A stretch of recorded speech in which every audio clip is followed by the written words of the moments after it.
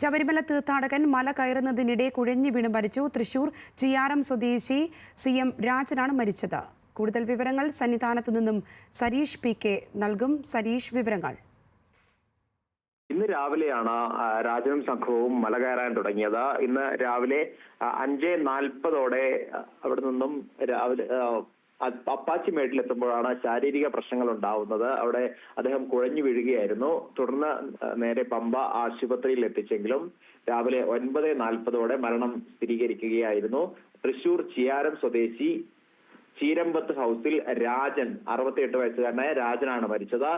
ഇദ്ദേഹത്തിന് നേരത്തെ തന്നെ ഈ ഹൃദയവുമായി ബന്ധപ്പെട്ട ചില അസുഖങ്ങൾ ഉണ്ടായിരുന്നു എന്നാണ് കൂടെ ഉണ്ടായിരുന്നവർ പറഞ്ഞത്. അതുകൊണ്ട് തന്നെ കൃത്യമായി നിർദ്ദേശങ്ങൾ പമ്പയിൽ നിന്ന് നൽകുകയും ചെയ്തിരുന്നു. ഏതെങ്കിലും രീതിയിൽ ശ്വാസ സംബന്ധമായ പ്രശ്നങ്ങൾ ഉണ്ടെങ്കിൽ അടുത്തുള്ള സെന്ററിലേക്ക് എത്തണം എന്നുള്ള നിർദ്ദേശങ്ങൾ ഉൾപ്പെടെ നൽകിയിരുന്നു. പക്ഷേ ആ സെന്ററിലേക്ക് എത്തുന്നതിന് തൊട്ടു മുൻപാണ് ഇദ്ദേഹം കുഴിഞ്ഞു വീഴുകയുണ്ടായത്. തുടർച്ചയായി പിന്നീട് പമ്പയിലെ ആശുപത്രിയിലേക്ക് എത്തിച്ചെങ്കിലും ജീവൻ രക്ഷിക്കാനായില്ല.